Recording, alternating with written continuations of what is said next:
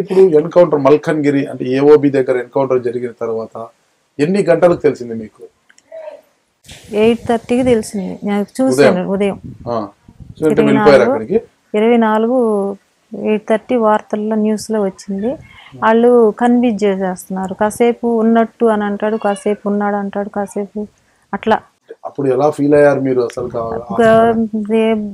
అది చూడగానే నాకు ఇక దుఃఖం అనేది చెప్పలేనండి. కింద పడి దొరలేనండి. ఇక నా బిడ్డని నేను చూస్తాను ఆశ ఉండింది. ఎప్పుడో ఒకప్పుడు కనిపిస్తాడు, ఒకవేళ రావచ్చేమో చెప్పలేం కదండి.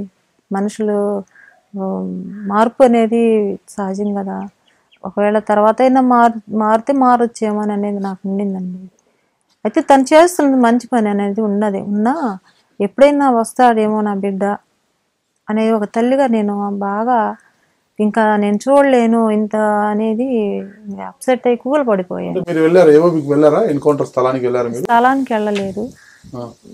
అక్కడ మల్కనగిరి వరకు వెళ్ళాను. మల్కనగిరి వరకు. అక్కడ పరిస్థితి ఎలా ఉండింది? అక్కడికి వెళ్ళిన తర్వాత ఆ రోజు మాకు నైట్ చూపించలేదు. ఇక నెక్స్ట్ మార్నింగ్ చాలా 10కి అట్లా వెళ్ళాము ఆఫీస్ దగ్గరికి. స్టేషన్ కూడా కాదు, అది గెస్ట్ హౌస్ అంటుండే, పోలీస్ గెస్ట్ హౌస్. వెళ్తే బాడీస్ అసలు చూపించలా. అదని ఇదని చాలా ఫార్మర్స్ ఉన్నాయి, అవి రాయాలి ఈ రాయాలని చెప్పేసి మొత్తాన్ని 3 గంటల వరకు ఉంచారు. 3:30 వరకు 4 గంటలకి మాకు బాడీని చూపించారు. బాడీలని చిందరవందర పడిపోయాయి అంటున్నారు. ఏం వాస్తవం అది? ఎంతవరకు వాస్తవం? అట్లా పడేసి ఉన్నారండి. నేను చూడలేదు. మాతో వచ్చిన బంధుమిత్రుల కమిటీ వాళ్ళు చూశారు. మీరు మీ కుమారుడు మృతదేహాన్ని చూడలేదా? చూశాను. ఎలా ఉండింది మృతదేహం? వాళ్ళు ఫేస్ వరకే చూపించారు, మామూలుగా బాడీ చూడలేదు. పొట్టు ఐస్లో పెట్టారు, ఫేస్ వరకు చూపించారు. ఇక ఒక తల్లిగా మీ బాధ ఎలా? యుద్ధ భూమిలో మీ కుమారుడు చనిపోయాడు అంటే ఒక తల్లిగా మీ బాధ చెప్పలేనిది. అయితే ఎన్నో అరెస్ట్ చేస్తే బాగుండు కదా, అవకాశం ఉన్నా కూడా అరెస్ట్ చేసి కనీసం వాళ్ళకి ఏదో కొన్ని రోజులు జైల్లో పెట్టచ్చు, పెట్టినా మారుతారు కదా, అట్లా అనిపించింది నాకు. అవకాశం ఉన్నా కూడా వీళ్ళు ఇంత దారుణంగా పెట్టారనిపించింది. ఈ ఎన్కౌంటర్ యాదృచ్ఛికంగా జరిగింది. అక్కడ సమావేశం అవుతున్నారు వాళ్ళు. కూంబింగ్ కోసం వెళ్తుంటే మొదట మావోయిస్టులు లొంగిపోమని చెప్పినా కాల్పులు జరిపారు, ఎదురు కాల్పులు జరపడంతో చనిపోయారు అంటున్నారు. ఇది మీరు నమ్ముతున్నారా? నమ్మట్లా, అదేం జరగదండి. ఏం జరిగిందని మీరు భావిస్తున్నారు? ఇప్పుడు ఈ వీళ్ళు ఫ్యాక్టరీ చాలా మంది వెళ్ళారు, విలేకరులు కూడా వెళ్ళారు కదండి. వాళ్ళు చెప్పిన దాన్ని బట్టి అక్కడ పరిస్థితిని చూస్తే పక్కా ఇన్ఫర్మేషన్ దగ్గరికి వచ్చి పట్టుకొని చిత్రహింసలు పెట్టి కాల్ చేశారు.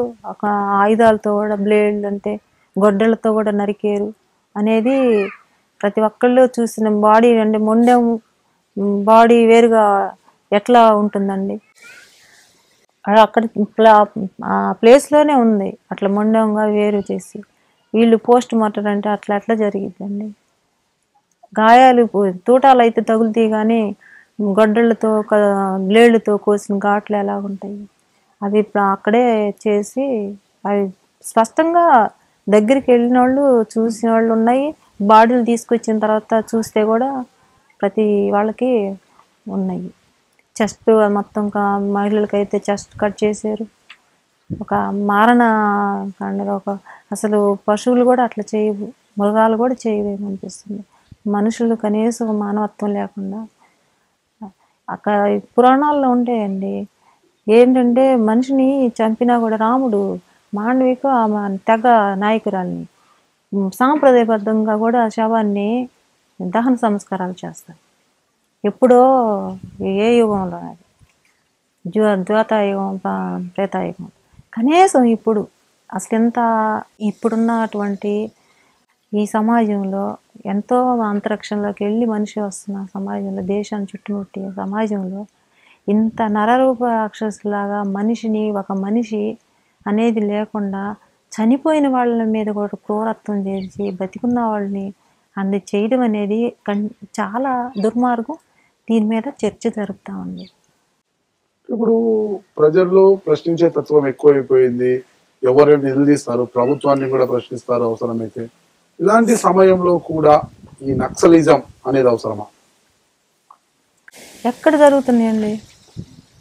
బయట మామూలుగా చేసే వాళ్ళని స్టూడెంట్స్ ధర్నా చేశారు చూడండి, తిరుపతిలో, మద్రాసులో. వాళ్ళు ఏం చేశారు? కాల్పులు చేస్తున్నారు. అన్యాయం అని అంటే ప్రతి వాడి మీద కేసు పెడుతున్నారు, శిక్షిస్తున్నారు.